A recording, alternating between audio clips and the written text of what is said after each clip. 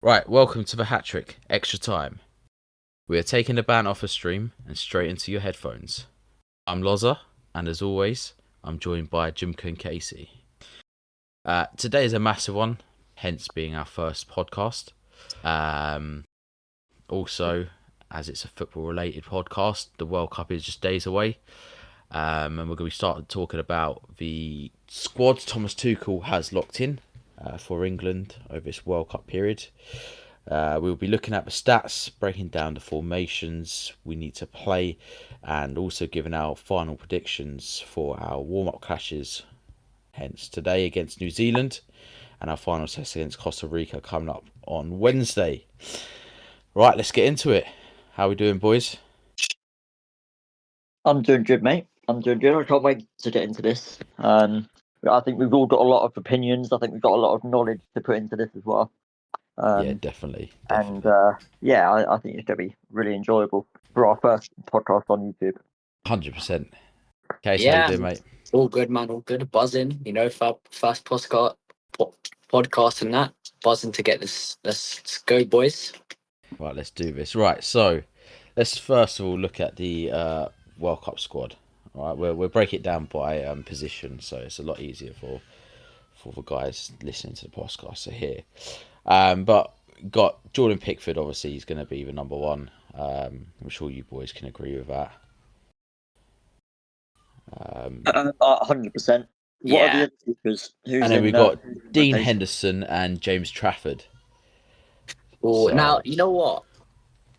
I would personally, I don't mind Jordan Pickford, but I think Dean Henderson wouldn't be a bad shout. You know, he's not had a bad season.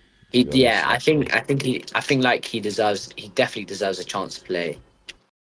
Do you think he's going to play a game in the World Cup, or do you think Pickford's going to play every minute? I think Pickford's playing every minute. I do. It just depends, innit? I agree. I think, to be honest, Pickford's always been England's number one for ages now. I don't think he's going to change it unless he gets an injury. Really. Yeah. But then will he play Dean Henderson as number two or James Trafford? I think Dean plays if there's an injury, personally. And then I think Trafford's there to learn, because Trafford will be the one who takes over from Pickford, I think. Yeah, agreed, yeah, eventually. I mean, we'll go into some stats quickly with the keepers. But, you know, across the season, this is domestic leagues and domestic cups, but Jordan Pickford's played the most and started the most, as you can imagine, obviously, for Everton across the season. And Dean Henderson coming in second. He's only played 2 games less than him, so I mean, I think that says a lot, really, doesn't it? Being number one and number two for the England squad. You know what? Something big that I have found for Tuchel's squad is he's picked a lot of profiles that have played a lot of tournament football, and so that's something that Dean Henderson has over Pickford that could be a talking point. That's actually true. Very true, yeah. Dean Henderson's gone all the way to the final in the Conference League with Palace, and Pickford's only played 38 Premier League games and 1 FA Cup game, which I think they might have lost. So that's quite interesting to talk about. Yep, 100%. I agree. Yeah, definitely. And to throw 2 names in there that haven't actually gone to the World Cup, you got Nick Pope and Aaron Ramsdale. Now, what do you think on that? Do you think I would say Nick Pope, I would have taken him to the World Cup, but Aaron Ramsdale, I'd say after he left Arsenal, he kind of had a downfall. So it's hard because they're both obviously Newcastle keepers. So yeah, Pope's played more than Ramsdale, hasn't he? They both split the game time at Newcastle almost 50-50. Newcastle have had Champions League football this season, with Nick Pope looking to be the lead player in the UCL. So if anyone, it was going to be Nick Pope, I think. Over James Trafford. I think you bring James Trafford just for the youth, right? Just for the experience of going through a big tournament. Because I said before, I think Trafford will be the number one keeper in the next 5 years. Yeah, agreed. I think Pickford's getting on any age-wise and stuff like that. So, yeah, definitely. Okay, well that clears that up. Then I think it's pretty simple. I mean, if you go to performance across the seasons, in terms of per 90, you got saves. Pickford top at 2.65 saves per 90. Surprisingly, Nick Pope and Aaron Ramsey actually faced more saves during that time. And Nick Pope also has a better save percentage at 70.8 percentage across a 90. I mean, topping off, James Trafford actually has a best save percentage at 79.2%, but then he's only played 16 games this season domestically. Whereas Nick Pope's 70.8 save percentage, and it's only just above Jordan Pickford and Dean Henderson, to be fair. So yeah, it's pretty even across the goalkeepers this season. You know what? There's a big point that we haven't talked about with goalkeepers and modern goalkeeping and the way Tuchel wants to play. Do you know what I'm going to say? Yeah, about feet.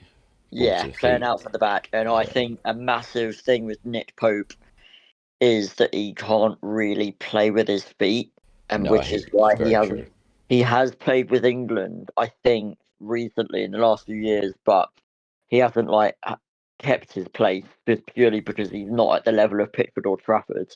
And I think Dean Henderson's not bad, but I think Trafford is like a level above, and a Pickford is a level above, just with their kicking, their distribution. I think it's an overall goalkeeper. I mean, these days, like you say, playing out from the back's a massive part of it, and those three goalkeepers are definitely the ones that are going to be able to play better with their feet, 100%. All right, so pretty easy with that one. Right, let's move on to defenders then.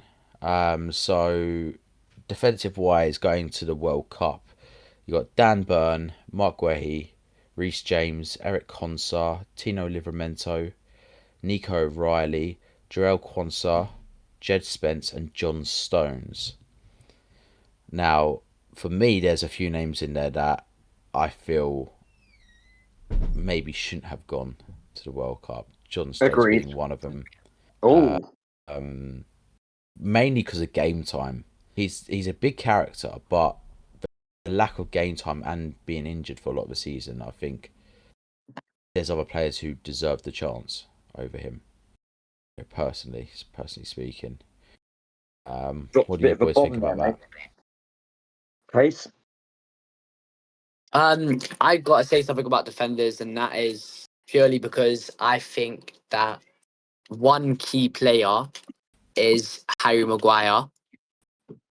Yeah, that agreed. I think should have gone to the World Cup, because he's I don't really know some of the other defenders that are in there, but I feel like Harry Maguire, what he's done for England has been good, and he's had a good season, and I think he should have gone. No, do you know what? I agree. I think it was a toss-up for Tuchel between Stones and Maguire, and I think he might have chosen Stones just because of Stones just being a better player. Yeah. I mean, the biggest thing for me is game time this season. I feel, I mean, Maguire's had 25 matches this season. John Stones 14. It says a lot. And I also think if you're looking at, you're drawing in a big game against a big team, you need someone physical in a box. I think Harry Maguire's that person over John Stones, personally, attacking wise. Do you know what? Tuchel said in an interview that we are going to be a big set piece team and try and play like a Premier League team instead of just an England team. And I think if you're going to say that and not bring Harry Maguire, it's a bit. I don't get it personally. Agreed. You got Dan Burn in there. Fair enough. Whether he starts or not is a different story. He doesn't start, does he? Let's be honest. I don't think he's going to start. But then, if you look at set pieces, really and truly, you want someone like Harry Maguire who's going to battle in that box to win it. And let's face it, he probably would have started. He'd be in my starting lineup for the England squad. Can we be honest? Why has Dan Burn gone to the World Cup and not Harry Maguire? Yeah, very true. Very true. Like, Don't get me wrong, he's had an alright season, Dan Burn, but against over Maguire, I don't know. I'm not sure why Tuchel's gone with him personally. I mean, even Maguire's got 2 goals this season. 2 assists as well. So when you need him to pull out something, he's got something in the bag. And he's been reliable for us as well. Dan Burn has never been to a big tournament with us. That is a total kind of. I don't get it personally. No, I don't either. We'd have to wait and see what Tuchel does. He's going to play in this friendly against New Zealand, Dan Burn, and we're going to have to say something on what Jack said about taking a big player to a tournament. Harry Maguire, he's had experience in the Euros, the World Cup, many times. He would know. He knows what he knows the pressure that's on the shoulders as well. For Dan Burn, he's never played in a big tournament like the World Cup nor the Euros, so. Yeah, he's definitely. He's going to find it hard for him to be able to get into that first team, as well as when he does play, the pressure that's going to be on him when he's playing at the back. Yeah, definitely. Yeah, I agree. Really, it's a big hit, and he's a leader as well. He's not one of those ones who gets on like someone who like Marguehi or Quansah. Like Maguire's a leader, and he knows the England squad. A lot of those players he's played with through England for a long time. And he's got a good relationship with Kobbie Mainoo as well, and Marcus Rashford. Yep. It's not as if he'd be brought into the squad and he'd be a loner. No. Like he has plenty of teammates there. Like Dan Burn, he has Anthony Gordon, who's now left for Barcelona. Like, congrats to him, to be fair to him. I mean, he's got Livramento as well, obviously, as one of the fullbacks, but he's not. Is he going to start Livramento as well? No. We'll get onto that in a minute, but no, he's not starting. Let's be honest. He's there for rotation. He can play left back, right back. Yeah, 100%. I mean, you look at some of Maguire's stats. So I mean, he's tackles won across 90 a season at 0.92%. Compared to likes of John Stones 0.34, Quansah's only 0.76. So, in terms of winning tackles, which is going to be important against the bigger teams, you're going to get a lot of pressure. So you want someone who can make a tackle, win a tackle, really well. He's up there. He's one of the best centre backs. What's Dan Burn? Did you say it? No, I haven't actually got his stats here. But let's let me have a look to see if we can dig into it, because it'd be interesting to see what his actual stats are, isn't it, really? Yeah, because maybe it's a stats thing with Tuchel. Maybe he's seen that he's outrageous in a tackle, or it maybe his aerial win rate with his headers or something. I don't know, because something. I mean, don't get me wrong. Dan Burn, when it comes to like Jack said, his aerial, and he does put some good challenge in. I think he's good, but overall, they're his main things that he's good at. As well, Harry Maguire's, he's a bit of everything. He can go up the pitch. He can score a goal. He can score a header at times. He's better on the ball as well. Yeah, and I would say he's more composed on the ball. Yeah, he has made mistakes this season, but he knows what it's like. Like I said, he knows what it's like. He knows what it's like to play in a World Cup as well. Dan Burn don't. Yeah, it's very true, actually. I mean, so Dan Burn's played 29 matches domestically this season, which is only 6 more than Harry Maguire. And if we look, he has had Champions League football though, which I meant earlier, actually, which is a bit of a recurring theme with Tuchel, that he's bringing a lot of tournament players to this World Cup.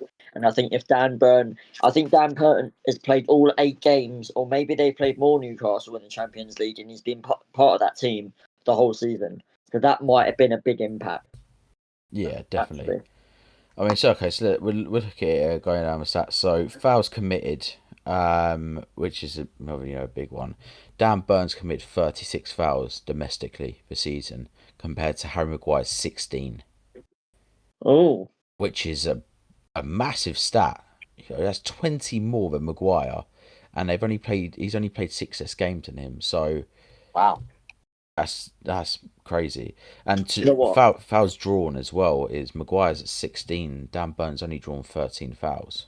I would be very intrigued with any viewers that we got here, or listeners, should I say. Like, pop in the comments below your thoughts between Harry Maguire and Dan Burn, because I'd love to hear some more points of view on this, because I'm a big believer now that we're having this discussion that Harry Maguire deserves to go, and it's his last possible chance to go to a World Cup as well. I don't understand why he's not gone over someone like Dan Burn, but Yeah, I it's very agree. Yeah. interesting to hear other I mean, we people's go point of view. to interceptions, okay? So Dan Burn domestically has had 20 interceptions. Harry Maguire only 12. So that's a stat that he has over Maguire.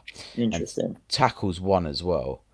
Dan Burns 126 compared to Maguire 17. So that is, a lot more. And, I mean, we spoke about tackles won across a 90, percentage wise, long ago. And Dan Burns actually had 1.07 compared to Maguire's 0.92. So as an out and out winning tackles, Dan Burns your man. That's interesting because we mentioned that earlier about stats and whether Tuchel's a stats man. Maybe that's what it is, Yeah, it's just Is the this fouls Premier League committed is the stats one or that. overall? Pardon? Is this Premier League stats or overall stats? Domestically, so it's like the Premier Interesting. League, FA Cup, League Be Cup. interesting to know his UCL stats as well, but it'd probably be along those lines as well. I can have a look. Let's have a look at his international stats then. Right, okay, so here we go. So internationally, it's in the Champions League this season. So he's committed 15 fouls in the Champions League this season, and he played 11 games. 11? Wow. 11 games, yeah. 9 interceptions, 7 tackles, 1. It's not bad. It's not bad. If we talk, again, tackles 1 percentage is only 0.65 in the Champions League. Do you know what? Now that I'm thinking about it, I would drop Gerald Kwanzaa and have both Maguire and Burn. Yep. Yeah. Imagine having them on the pitch at the same time in the last 10 minutes of a game when it's 0-0 or 1-1 or we're losing, and just go for a set piece for a free kick. Pickford's taking a goal kick and you stick them up there. I think. Yep. I don't know. No, I agree.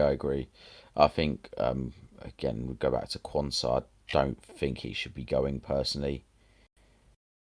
I do think if John Stones is going, and maybe it's for the experience.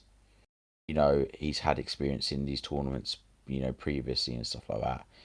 But Kwanzaa, he's young, he's going to learn. But if we're looking at trying to win a tournament, is he the right player to step in? Do you know what? Maguire? Right. So Gerald Kwanzaa played 44 games for Bayer Leverkusen this season. He again, what I said earlier with Champions League football, he's played 11 Champions League games for Bayer Leverkusen, which I think is a recurring theme in these picks that he's got for the World Cup. He's scored 5 goals. He's not had a bad season, but I don't know what he brings over a Harry Maguire. I don't think any defender will be as good as Maguire for England. As of now, he's the best defender I would say England has got, or one of the best. Are you talking about in the opposition box or in our box, defending or attacking, or are you talking about everything? I'm just talking about everything in general. Interesting. Yeah, I think statistically, yes, you can't knock it. Dan Burn and Harry Maguire are probably the 2 best English defenders at the moment. But now. Let's backtrack that a little bit. I think we're getting a bit. Guehi's up there as well. Mark Guehi. I think Konsa, Ezri Konsa from Aston Villa's had a very good season as well. He's had a good season. And I think he fits the profile of a line splitting defender. He's got a really good drill pass in him. He's Let's have a little look at his stats. Again, tournament player. Aston Villa won the Europa League, games, and they won it as well. He which scored says a 2 lot. goals in the Europa League as well. I think that's a big thing. And I think for the last tournament and the last few friendly stints we've had, Honda has played a lot. He's and held his own as well up there. He has impressed. Okay, right, lovely. Fullbacks. Right, what about Jed Spence? We haven't really touched up on the fullback side of things, but does he go for you? I don't know, because I don't know who the alternatives are. Lewis Hall? It's interesting, isn't it? Trent? Because Jed Spence has been brought for the profile of being able to play left back, right back. He's really good one-on-one defending. Also, he's very good at getting up the pitch as well. I think if he has to go to a 3 at the back and have wide fullbacks, but like then wing-backs. we talk about his season with Tottenham. And that's the other thing. Like on that side of it, again, we go back to it again. It's going to be like a broken record today. He's played 10 Champions League games. Yep. And I think that's a massive impact. Tournament player. He hasn't had any goals or assists this season, which is a little bit worrying. But he is a defender, fullback. He's not a wing back or anything. He's not attacking. And the season Tottenham have had, really, let's face it, he's not really getting up that pitch much, is he? No, they've just been camped in their own box, conceding goals all season. Yeah. I get you. I mean, all right. So statistically, between Jed Spence and Lewis Hall, okay, they played similar amount of games domestically. They've both played 30 games each this season, so this is quite good. So in terms of fouls committed, Jed Spence committed 28 fouls compared to Lewis Hall's 17 across domestic competitions. That shows that he's more defensive minded, getting more involved in the last thirds, isn't he? Really, or in the first third, should I say, in his own box. And then fouls drawn. So Jed Spence 21, Lewis Hall 40, which shows, I suppose, that he is a lot more attacking Lewis Hall compared to Jed Spence. Yeah, for me. And then, I mean, another one that basically solidifies that is the crosses. So Lewis Hall has attempted 102 crosses domestically this season as a fullback to Jed Spence's 49. Yeah, that's a massive stat. Because again, we talked about. I think their styles of play as teams, Newcastle and Tottenham, are very different. I think Newcastle are a heavy crossing team. And Tottenham have had a stinky season where I think they've been a transition team under De Zerbi. Yeah, and I think they haven't really been able to cross the ball with their fullbacks. Pedro Porro maybe, but Jed Spence no. And Lewis Hall has had 1 goal, 2 assists across the season as well, showing that he has been involved in the final third. And he would be a better option if we're doing wing backs. Sorry? As a wing back position, he's going to look much better going. Yeah, no doubt. Pitch. No doubt. Yeah. We come to interceptions. Lewis Hall 29, Jed Spence 15, and tackles 1. Lewis Hall 31 to Jed Spence's 25. So statistically, you take Lewis Hall. But I think Lewis Hall is higher on those stats because he's higher up the pitch and getting more involved in kind of that little half space between the defence and the midfield, whereas Jed Spence he's been locked in his own box, I think, most of the season, hasn't he, really? Yeah, just ping back, really. What do you make of it, Casey? Who would you take over? I would say I'd probably take Lewis Hall. I mean, as his position, he's attacking, he's defensive. He's one of those who could probably assist goals, probably even get you a goal. The other one, I mean, I've seen him play some games, but not as good as Lewis Hall, so I'll probably have to go with him. Okay, cool. All right, let's move on to midfielders then. What about right back, Joe? Right back. Oh, go right back. Hey, go on then. Reece James, mate. Got to talk about Reece. You're a Chelsea boy. I'm a Chelsea boy, and I like Reece James. Yeah, I agree with Casey. Yeah, he should.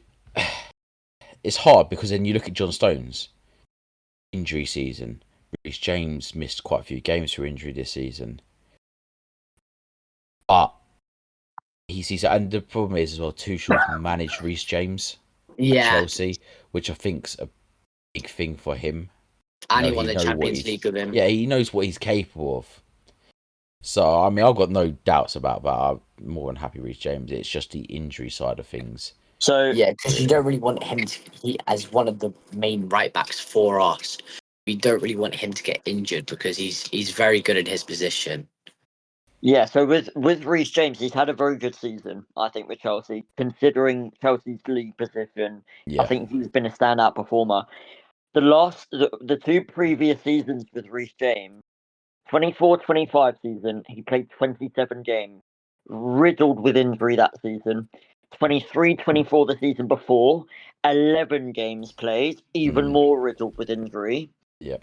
And the season before that, less. The only time he's played more games in a season was 2020 to 2021, where he played 47 matches. That was the season Chelsea won the Champions League, though, ain't it? I think so. It was 10 Champions League. Yeah. Against Man City, yeah. I think so. And he played 44 games this season, 8 of which in the Champions League, FIFA World Cup, Club World Cup. It's a lot. It's a lot.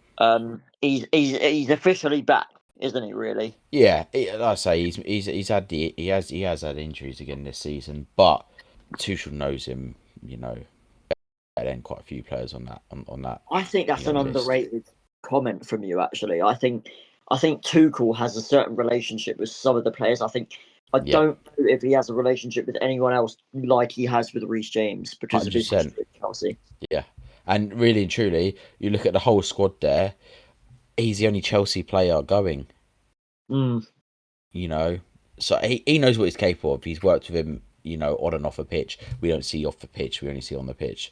So, for him, there must be something there, and he is quality, and he's versatile as well. He can drop into that centre defensive mid role if needed. We probably won't need him there, but if that needs to happen, he can play there. And Do you think if we play a back three, he'd drop into the back three, be that right side of centre half? Maybe. He might push him higher up. Has he done that before, Joe? I believe. I mean, I don't quote me on this, but I believe when he was at Chelsea, he liked the three at the back. Under Tuchel? Under Tuchel, and I'm sure James had played a few games as a right centre back. He might have been a wing back, actually. I'm not sure. He definitely played more wing back. But I'm sure there's at points where we needed someone to drop in, and he had. He has it in. He does have it in, 100%.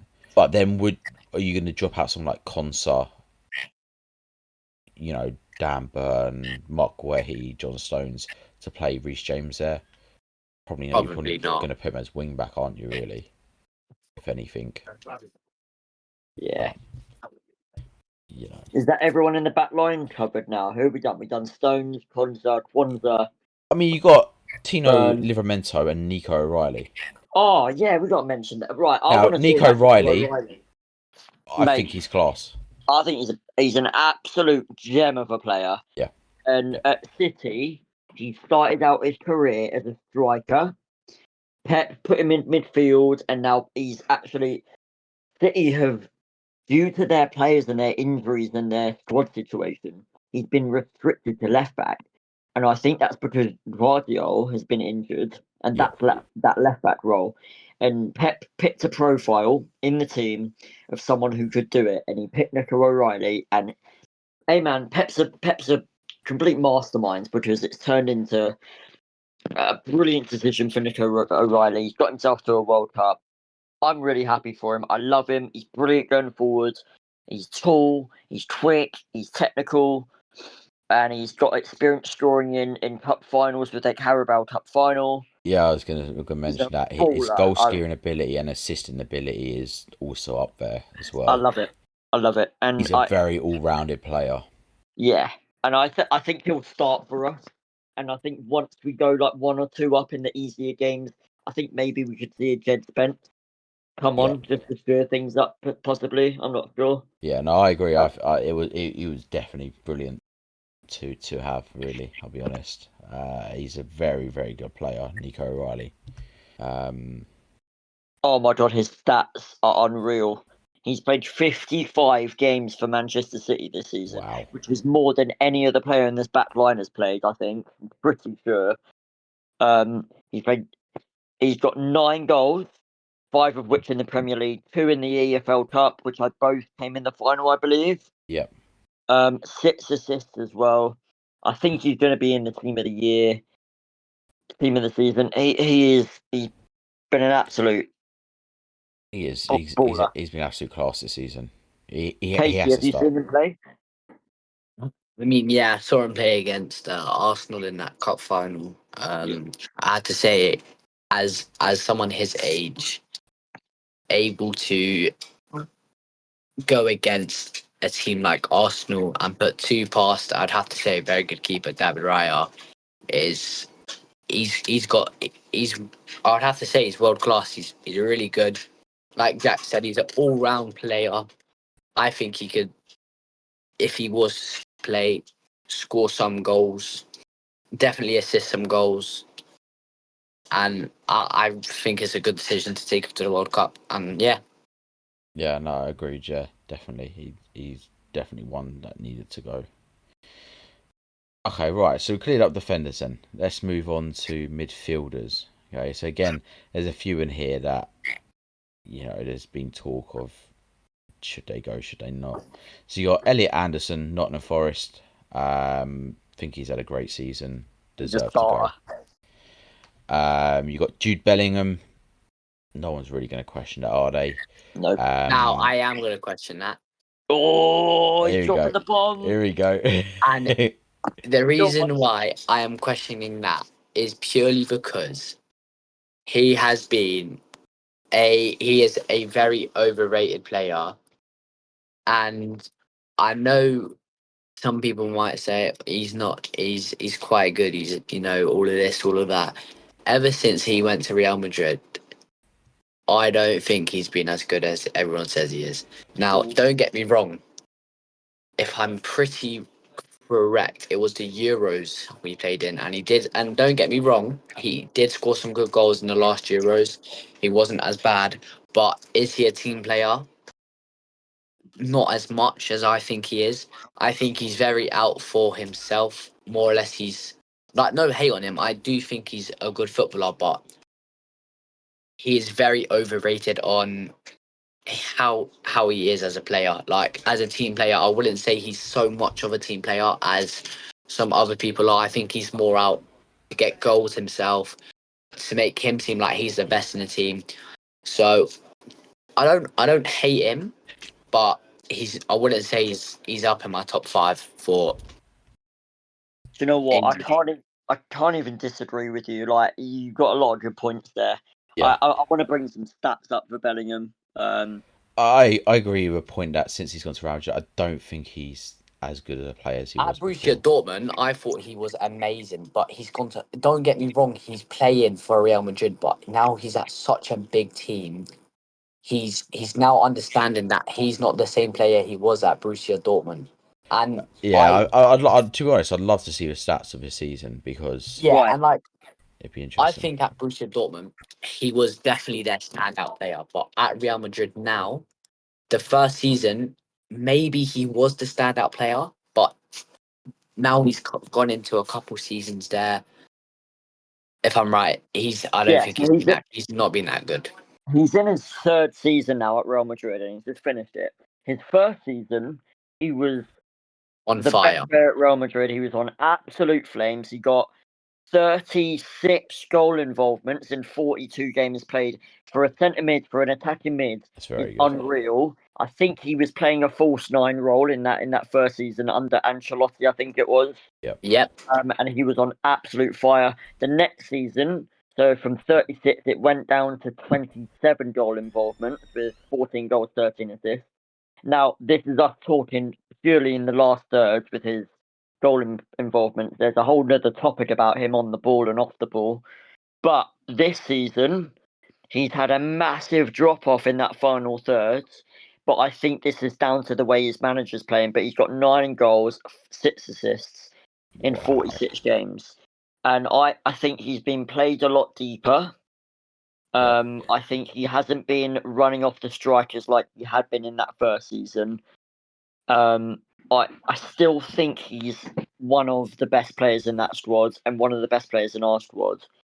But he deserves to go to the World Cup, but I don't know how Tuchel is going to play him. Whether he is going to be a number 10 or he's going to be a number 8 in that double pivot next to Anderson. Because where does that put Rice? Yeah. What do we do? You know what I mean? Yeah, no, I agree. He's definitely very overrated. You don't hear him as much as now, but I mean, the stats show it really. The goal involvements. It's not great, especially in a league where you think really and truly you got Barcelona, Atletico Madrid really contending for the league. With Real Madrid, should be doing a bit better. That's my take on it. Okay, so then you've got Eberechi Eze for Arsenal. I don't think anyone's got any issues with him going to the World Cup. No, I'm happy with him going to the World Cup. I mean, I've seen the way he's joined Arsenal. He was at Crystal Palace. He was an amazing player at Crystal Palace. Now, I did say to some people that I don't think he will shine like he did at Arsenal, like he did at Crystal Palace, because going from not such a, I wouldn't say a small team, but going from a team like Crystal Palace to such a big team like, I think he's got a lot more Arsenal, world-class players around him at Arsenal. He's really, I think he's in there. Like, he's made his point, shown why he should go to the World Cup, and I would say he should be on that, at least a first team starter. You think he should be a starter, or do you think he should be on the bench?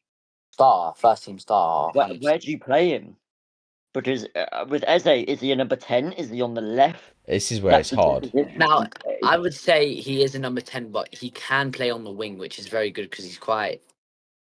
So you've got Jordan on the left, who I think starts, or Rashford. Do you start him over them too? Well, we're not on to Gordon. You got Saka as well, the throw in there. He's on the right there, isn't he?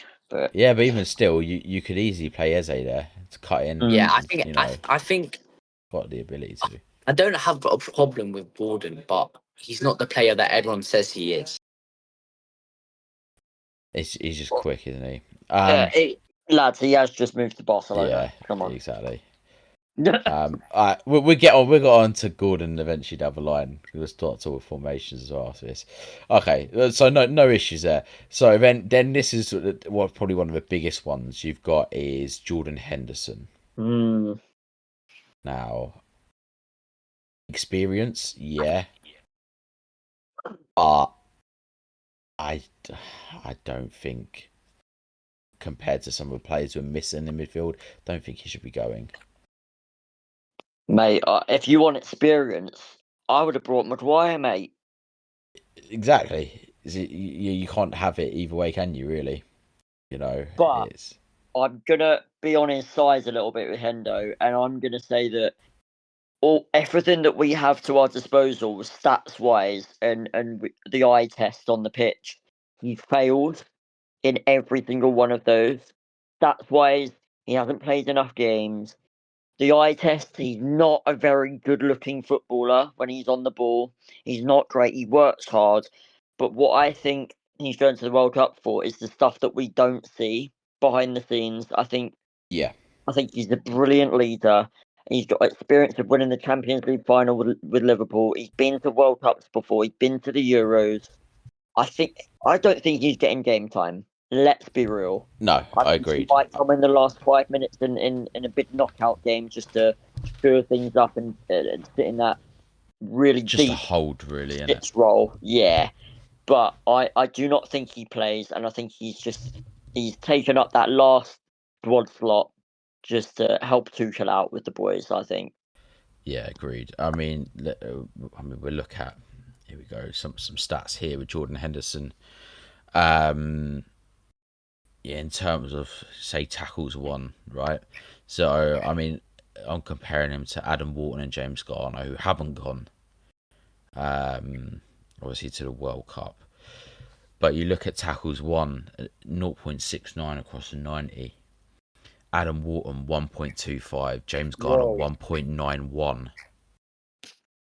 Wow. Which is incredible compared to Jordan Henderson. You go to interceptions, Jordan Henderson 0.78, Adam Wharton 0.92, James Garner 1.50 across a 90. I mean, James Garner absolutely does him on, in terms of these kind of stats. Fouls drawn, James Garner wins it 1.11 to Jordan Henderson's 0.3. Even crosses, James Garner 5.18 per 90. That's outrageous. Yeah, compared to Jordan Henderson at 2.28 and Adam Warren at 2.93. So, I mean, that's massive to me, really, statistically. I think we knew he was going to fail the stats test. I think we know that. I think he even fails the eye test. Like, yeah, he's just not very pleasing to look at on the pitch. no. But if I was a player in his team, I think I'd be happy having him there. I think the experience, weighs it. But then, as you said before, you go back to Harry Maguire. His experience is like Henderson's. And he's much more useful, isn't he, really, on the pitch? Yeah, it's kind of just taking up a space, isn't it, really, on the plane, Jordan Henderson? Might as well be a coaching role. What do you reckon, Case? What's your takes on Jordan Henderson? I don't really have much to say. I think he's just there for experience. Like Jack said, if you wanted to experience Harry Maguire, but I think he's just there. I like it. I don't mind him as a player. I don't hate him as a player. I just think, like I said, I just think he's there for some experience. For experience, yeah. I think he will play, but he definitely won't start. No, I don't. To be honest, I don't think he'll play much at all, really, either. All right, let's go. So next one you got is Kobbie Mainoo from Man United. Oh, this is a hot one, This is a big one. Because we talked about throughout the whole podcast about these players fitting a certain quota with Tuchel.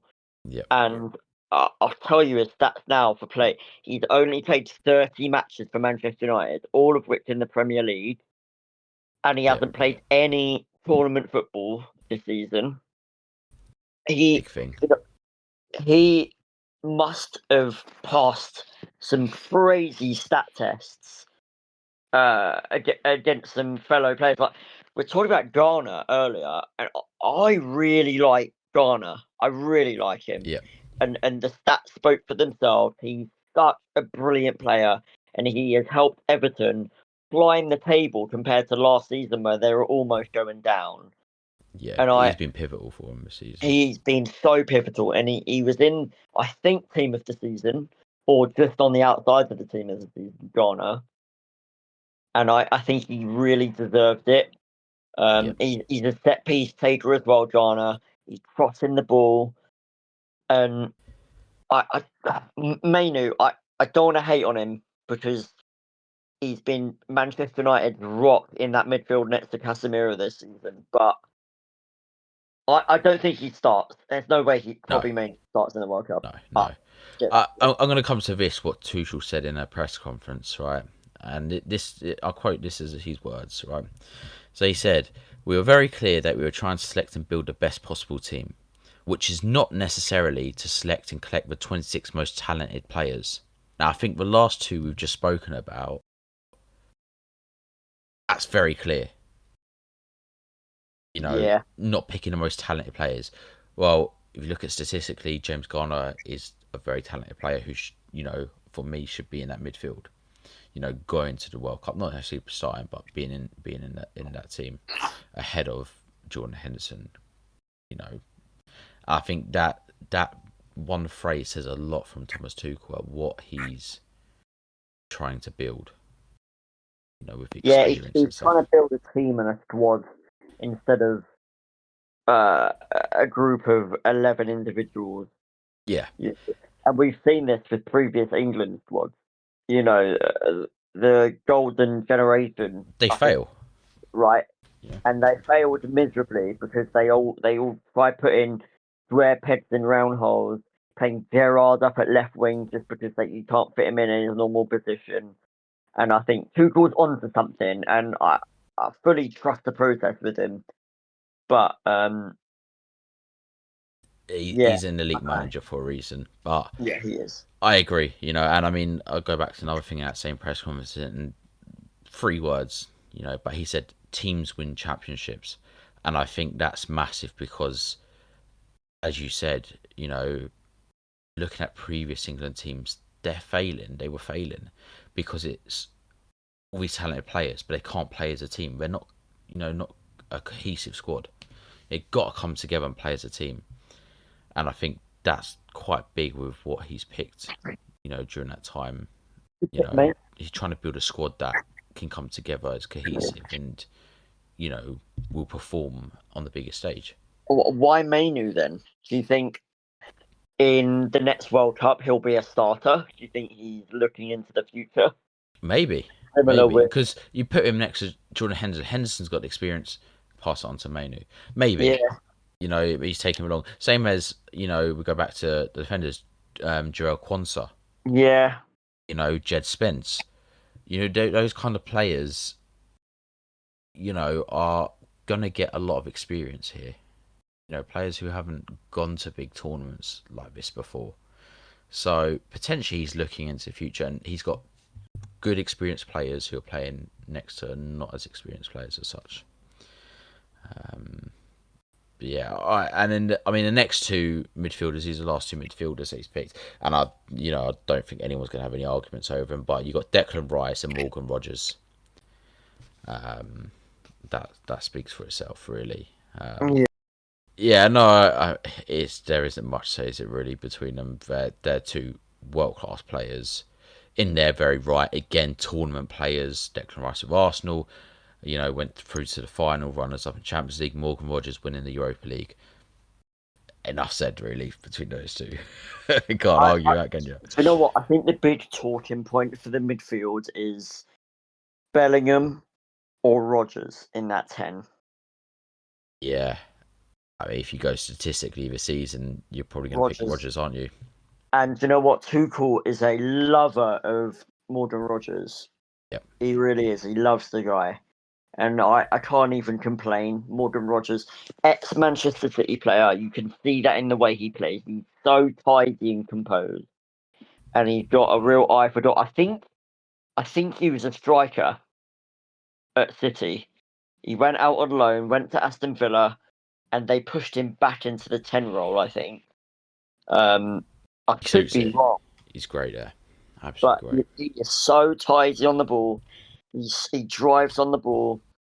He gets shots away. He can assist. Do you have his stats up, Joe? Let's have a look. Let's have a look at Morgan Rogers. I'll get him up now, because you can't really fault him this season. I think he's been another level compared to some of the players. Well, he got a goal and assist and was player of the match in the final against Freiburg in the Europa League. 15 tournament games this season. So, look at Premier League stats. So, 37 matches played, scored 10, assisted 6. Reasonable, as a attacking midfielder. That is better than Bellingham, by the way. Yep. And then you go Europa League on top of that as well. 15 matches played, he scored 3, assisted 5. That's a lot better than Bellingham. Yeah, much better. Had loads of game time. Yeah. I think he should be starting over him personally. I don't think he will, but for me, I think he should have a chance to start. I'd like to see a world in which they both start, and then we have one holding mid, maybe Rice or Anderson as that single pivot behind them. Yeah. But I don't know if that's similar to what they tried doing in with the old England squad, to trying to fit all the best profiles. Yeah, I think that's going to be a problem. I think they just got to go. He's got to go with what he wants. Yeah. Right, and the last position, forwards that are going. So, I mean, we spoke about him earlier, Anthony Gordon. Obviously, just got a big move to Barcelona. Now, you can't fault him. Deserves to go. I don't. He's not got the greatest end product. However, the speed to get in behind, the ability to put in a good cross, ability to cut in, I think he definitely deserves to be there, without a question of a doubt. I mean, you know what? He has had a brilliant Champions League season, Gordon. Yes. He scored 10 goals, 2 assists in 12 games. He has been Mr. Newcastle in that UCL, which is unbelievable. And I think something that we've got to bring up with the rest of the forwards is the wingers are going to be pivotal because of the way Harry Kane plays. Yeah. And I don't know what Tuchel's going to do with Harry Kane, whether he's going to have him as a poacher or as a false nine. But if we know Harry Kane, like how he normally plays at Bayern and for England in the past, he's going to dictate play in the midfield and spray passes in behind. Yep. And I think Gordon will be really suited to that. Yeah, definitely agree with that. Right, so let's go on to our next one, Harry Kane. I mean, don't need to say much about him, do we? He's always going to start. He's England captain. He finds a goal when he can. He's had an unbelievable season with Bayern Munich this season. I mean, domestically for Bayern Munich, he scored 46 goals, 5 assists, which... Great timing that was. Yeah. That wow. That was a perfect timing, that one. Case, nice one. But yeah, it's unbelievable in 37 matches. No one can fault him going. He's England captain. He's gonna score, isn't he? Let's face it. Probably gonna be one of England's top goal scorers at the World Cup. George, hold on. He has scored 2 hat-tricks in a row in his last 2 games of the season. Says a lot in it. Mate. Says a lot. Wow. Right. Okay. So let's move on then to one that. Yeah. I mean, we mentioned this off podcast, but Noni Madueke. Nope. Get him out.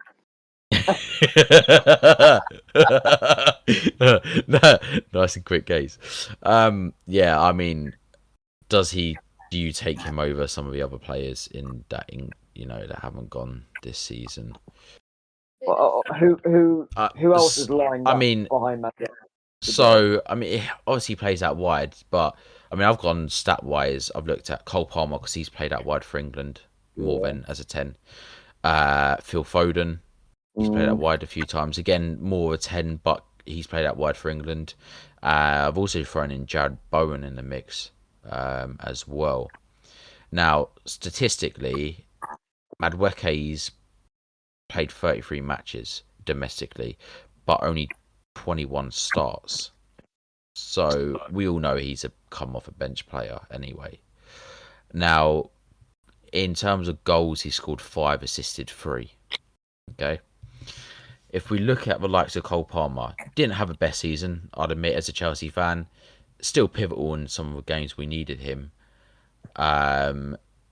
He played 30 games domestically, 26 starts. Now he scored 10, assisted 1. So in terms of goals and assists, that's 3 more than Noni Madueke right there. Phil Foden has again played 43 matches. Obviously, he went far in a lot of the cups. 28 starts. So again, off the bench quite a lot. He scored 8, assisted 6, so 14 altogether. So more than Palmer. But then you go to Jared Bowen for West Ham, and I mean, you mentioned this earlier, Jack. When we were talking off of this, and it's the fact, he's been battling for West Ham so much. He hasn't had great runs in the cups or anything like that, but he's been such a pivotal player for them, I feel, this season. He's played 42 matches. He's started 42 matches. So that's a lot more than Madueke, Palmer, one less match than Foden, but more starts. Now, he scored 11 and assisted 12. So that's 23 goal involvements compared to Foden's 14, Palmer's 11, and Madueke's 8. You know, the stats say a lot there for me. Yeah, I love Jared Bowen. Great player. And it's Massive West Ham. This is probably going to be his last chance at joining a World Cup for England. He's 29 now. He's turning 30 at the end of this year. Next World Cup he'll be 33, I think. I think this is his last hope. Yeah, I do too.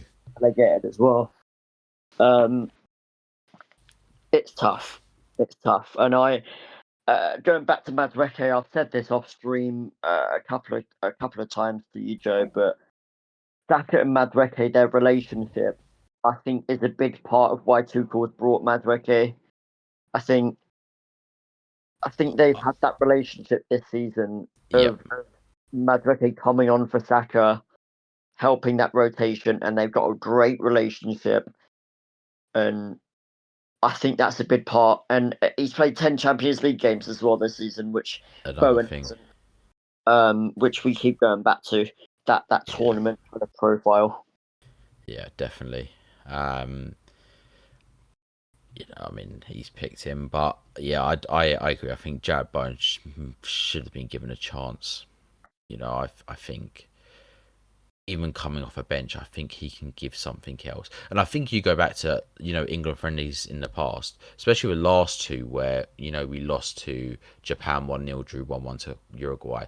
Now he's come off a bench. I believe it was in a Japan game. I can't remember off the top of my head, but he just gives that spark for me. I feel he looks to go forward. Madueke will as well, but I just feel this was his opportunity to go to a World Cup. I don't think he pleased enough in the friendlies, personally. Agreed. Japan, and he did not do well.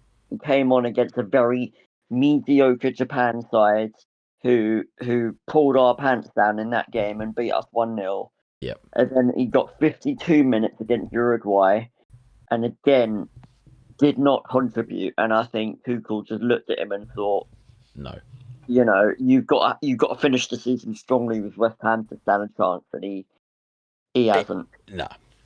I think point out something there. Go on. I get the international bit, but coming on and I don't think he had enough time to play. I'm not saying that he couldn't have done better, but also looking at him as the team he plays for, I think he should have been taken to the World Cup because he didn't score a goal. Yeah, it's hard, isn't it? It's 50-50. Madueke's had that tournament experience. I think that's why. Again, as Jack's mentioned quite a few times, you go back to tournaments. I think it says a lot, doesn't it? Okay, Marcus Rashford. I don't think anyone's got much to say to that, have they, really? Take him to the World Cup. Perfect choice. Do you like him, Case? I would sign him for Chelsea if I could, but... Mate, that's a whole other topic, but yeah. I think we said this off air as well. I love Rashford, and I think it's such a Chelsea signing to do. Do you know what? Not now, but like a few years ago under a different ownership, it would have been a Chelsea signing. Now, I don't think they would, because they only sign young players they can get a profit on. Yeah. And no chance you're spending 40 mil on Rashford and getting a profit on him in a few years. Nah. But he's quality. He's really turned it up at Barcelona, and he absolutely deserves to be there in the World Cup squad. I don't think anyone can question that, really, can they? Right, so let's go on to Bukayo Saka. Again, I don't think many people will argue with him going. Yeah, he's been pretty quality for Arsenal this season, been a big talking point for them, helping them, push Champions League final, win, Premier League winner.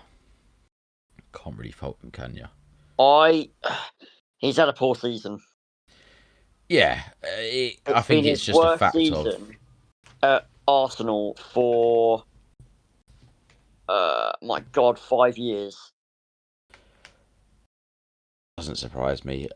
I think going back to the stats, 13 goal involvements across 38 games. Yeah, all right, it's one of the top ones on there on the list, but I think it's just, again, experience. He's been to a few of these, big tournaments. Yeah, no. He was always going. He's reached a Champions League final. He's a Premier League winner. When he needs him, I think he'll show up this tournament. I'll be honest, I do, and that's hard coming from a Chelsea fan. But as an England fan, I think he will show up when he's needed. All right, and the last two now, again, a bit controversial. This one, Ivan Toney. Ooh, nah. No, go on, go on. Nah. I want to hear this. Go on. Why not? Okay. For me, yeah, I know, but mainly no. I haven't. He was good at Brentford, but I think the thing is the Saudi league you don't hear about as much. Yeah. Unless you really follow it, you don't really hear about it as much. But the stats are something else. So he's played 32 matches, which is the least of the strikers, like between him, Kane, Watkins. 31 starts. He scored 32 goals and assisted 7. Oh. Might change my mind there. Goal involvements. Harry Kane 51. So he's not. I don't think he's not going to start with Harry Kane, obviously, but I think he has a confidence to come on and do something for England. Personally, should he have gone over someone like Gibbs White, Calvert-Lewin? Right, I need to give a little bit of context here. Right, he's stat padding. Okay, he's stat padding over there. One of the hat tricks he got against Al Najma, right, on 19th of February this year, was he got a hat trick. Do you know Al Najma? They're bottom of the Saudi Pro League on 16 points in 34 games. Yeah. Another one, right? He got another hat trick against Al Fateh FC, right? And they are 11th in the Saudi Pro League table. He's stat padding, and you know what? He's a great striker. He's a good penalty merchant as well. Yep. And I think something also, it's quite hot out there. In Saudi, and I think that's also a bit of a bonus. Might be a bonus. I think he might be ready for the American climate, but I think that's all he's got. Let's be honest here. He's not starting any World Cup games if Kane's fit, or Watkins. Watkins is the other one on the list, So. I thought that I'll just take him for penalties, bruv. Yeah. No, I hear you. I'll just take him, and then when there's a penalty shootout, I'll make sure to put him on. Okay, so Ollie Watkins then. Yeah. So 40 matches played, 33 starts domestically. He scored 16, assisted 3. Now, see, I like Morgan Gibbs-White. I think he's been class for Nottingham Forest this season. Now, he's played a game less than Ollie Watkins. 2 more starts at 35. They've got the same amount of goal involvements. He scored 15, assisted 4. Now, I think, and we keep going back to this tournament player. Now, that's probably why Ollie Watkins is going over potentially Morgan Gibbs-White. He's had a bit of a longer run in tournaments. Nottingham Forest done well in the Conference League, but I think Watkins shined that a little bit more, personally. You know what? Looking at his stats here, Ollie Watkins has turned into a big game player. Yeah. He's scoring 2 goals against Manchester City away from home on the last game of the season. He scored 2 goals and got 1 assist against Liverpool at home in the league. He has scored. Let's have a little look. He got a goal against Bologna in the semi-final of the Europa League. He got another 2 goals in the first leg of the semi-final. Yep. I could go on. He's turned at the end of this season. He turned into a big game player. And I think that's why he's gone over Gibbs White, because he has really shone this end of season for Aston Villa when they needed him most. Really, let's face it. Yeah, I think Gibbs White's a different profile as well. Gibbs White's a 10, and you're not having Gibbs White over Eze or Rodgers or Bellingham. It's just not happening. Gibbs White's had a brilliant season. He really has. And he is that talisman for Forest, but he's just got unfortunate with the players in front of him in his position. Gibbs White, I feel for him. But yeah. I think it was a right choice. Yeah. Right, well, that's the team lineup done. Delve deep into some stats and stuff like that. For anyone obviously listening in, would like to hear your thoughts as well, because it's massive this year. A lot of players that we thought were going to go, like Palmer, Foden, probably Trent, haven't gone. So we haven't talked about Trent enough, to be honest with you. Do you want to quickly go over Trent and talk about why he's not in the squad? Yeah, if you want to. I'd like to. Yeah, get his stats. Let's look at his stats, because again, going back to Bellingham and Real Madrid haven't had the best of seasons, really. Well, they've had a shocking season, if we're being honest. Yeah, he's got 6 assists total for his season, 4 league assists and 2 tournament assists. Yeah. He hasn't played 90 minutes that often. He's been injured. He had a little stint in March and late March, early April, where he had 3 games in a row where he got 3 assists in the league. But that's about it. Yeah, it's not enough. Not enough. And he doesn't fit the profile of this England team either. And I don't think Tuchel can fit him in. Tuchel's not playing a 3 at the back and playing wing backs, I don't think. And if he does play a back 4, you can't have Trent at right back against some of these teams we're going to be playing, hopefully in the knockout stages. Do you want Trent Alexander-Arnold defending against Ousmane Dembele in a knockout game? I don't want that personally. No, I wouldn't want that whatsoever. So I get where Tuchel's coming from, but the talent of the guy, he has to be in an England squad in the next World Cup. He has to buck his ideas up. Yeah, I agree. Yeah, it definitely needs to pull it out. I think he needs to leave Real Madrid. I think since he's gone there, I feel like he's lost himself. At Liverpool, he's world class. Go to big team, he's kind of lost himself there. Where do you think he can go? I haven't thought that far, but maybe. I just feel like it's not for him there, personally. I feel like he needs to. And you know what? A massive talking point, which we can do in another podcast. Real Madrid have just signed Denzel Dumfries. Do you know what position Denzel Dumfries is? He's a right back. Fullback, yeah. He's a right back, Denzel. Unless I am tripping. Hold on. Yeah, he's a right back, right wing back, just like Trent. And they've lost Carvajal. He's just been released. He's retired. He's been released, I think. Oh man, it's a big talking point.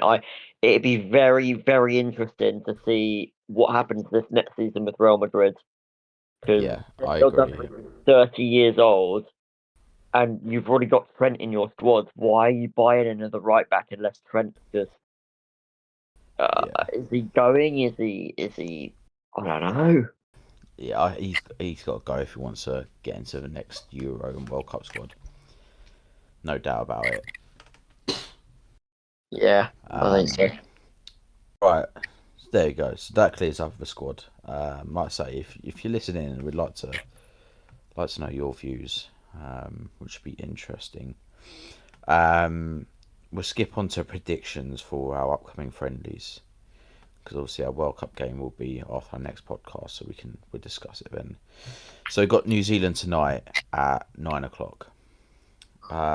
Now England have only played New Zealand twice, okay, and that was back in 1991.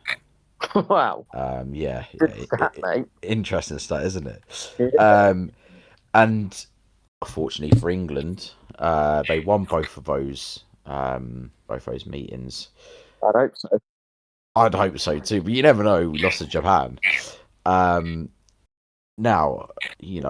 what are you thinking prediction wise? I'd like to get a prediction from you both to see. First of all, I'm a Reading fan, and New Zealand have got a starting centre back who used to play for Reading, Tyler Bindon. Eyes on him, mate. He's an absolute baller.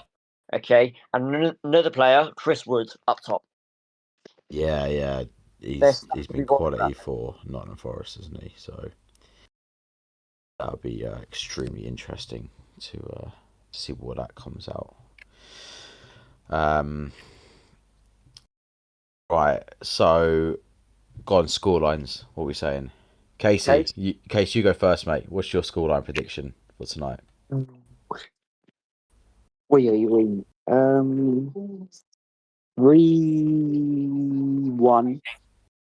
England. 3-1 England. It's 3-1 England, it says. Okay, I mean, it's interesting. It's definitely interesting. Jack, what are you going with? I think 4-0. I'm going to back the boys. I'm going to say 4-0. I can't see us conceding against New Zealand. I really can't. I would like to say we wouldn't concede, but we know what England are like. So no, I know, but we are so resolute at the back, and I don't know what Tuchel's like, but I'm pretty sure he's going to keep that going with how strong we are at the back. Yeah. And I think we keep a clean sheet. It's just how many goals we score, and I think if we, I don't know. I've heard rumours that he's going to do 2 different teams in the first half and second half. Probably. Wouldn't surprise me. He's going to rotate everyone, and it just depends how that works out. If Kane's firing like he should be, I think he can get a goal or 2. I'm going to go 3-0. I think New Zealand are going to sit pretty defensive against England, but no, they're not going to win. Shouldn't win anyway. But I think they're going to go very defensive, so I think we'll break them down a little bit, but I think it'll be 3-0. I think in the build up to the World Cup, this is our one game left after this, and then the World Cup starts. Yep, yeah. So we've got Costa Rica on Wednesday. We're taking it seriously. I think Tuchel's going to take this very seriously. I hope so. I think he will. I think this is they're at the American camp now. They've been training together. They have got the World Cup right around the corner. There is no chance we do not go out there and play hard and fast against this New Zealand team and prove what we're about. I think we're going to see Tuchel's solid style of play. I think we're going to see how we want to play in this World Cup, because New Zealand is very similar to most of the teams that we're going to be playing in the group in terms of them not being a high standard team. Yep. We should be getting through the group, and I think New Zealand fits that mould perfectly. Yeah, definitely. Okay, so there you go. There's our predictions. Casey thinks 3-1, Jack thinks 4-0, and I'm going with 3-0. Okay, so then cross out into our next friendly, our last one before the World Cup, Costa Rica. Okay, so again, a bit of a historical head-to-heads for you. England played them on the 24th of June 2014. We drew 0-0, and that was a World Cup group stage. We then played them on the 7th of June in 2018. We won 2-0.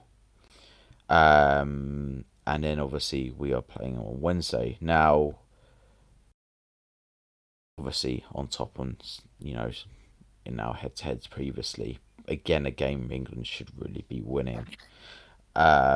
Casey, what do you reckon match prediction against the Costa Rica game? 5-0. 5-0, wow. 5-0, he says. it'd be good. They need it, before the World Cup. It could give them a good stead. Jack, what are you going with? I'm looking at their previous games and they don't have Taylor Navas anymore. No. Casey might be right there. It might be close. I think 3-0. Okay. I'm gonna go with 4-0. Yes, there you go. So Casey thinks 5-0, Jack 3-0, I think 4-0. So we'll review that in our next podcast anyway. You boys got anything to add? I don't think so. I think we covered everything. I think that was a brilliant podcast. Definitely. I think we talked about everything. I think we talked about the squad, got our opinions across. And I'd very much like to see some comments down below from anyone listening. Yes, about your opinions on it, because I'd like to reply in the comments as well. We can have a little conversation and then bring it up in the next podcast. Yeah, definitely. Yeah, if you want to, be in our next podcast, like, comments being brought up, then drop one down and we'll have a speak about it. Right. Well, that's a wrap on our very first episode of a hat-trick extra time. Good job. We've given you the stats, the reasons why we believe, why that squad's particularly gone to the World Cup. We've given our score predictions for our friendlies coming up, which will be interesting. As mentioned, we'd love to hear from you. Please drop a few comments and stuff like that over there. Also, head over to our streaming channel. We're on Twitch, TheHatTrick. Do some streaming and stuff like that. So it'd be nice to get you involved in that as well. We might have a football video coming up. Yes, check out our YouTube channel, TheHatTrick as well, which we have a live football channel, and our TikTok for you guys, and our TikTok. Yeah, don't forget our social medias as well. Flying on there, we're everywhere. Yeah, just get involved with us. It'd be brilliant. A huge thank you to both Jumka and Casey. Thank you guys. Really enjoyed chatting. I've been Lozza. We hope you enjoyed the football and the chat and everything. And that's us done. Catch you later. Thank you. Goodbye from Jumka. Peace. And goodbye from Loz. Thank you very much, guys.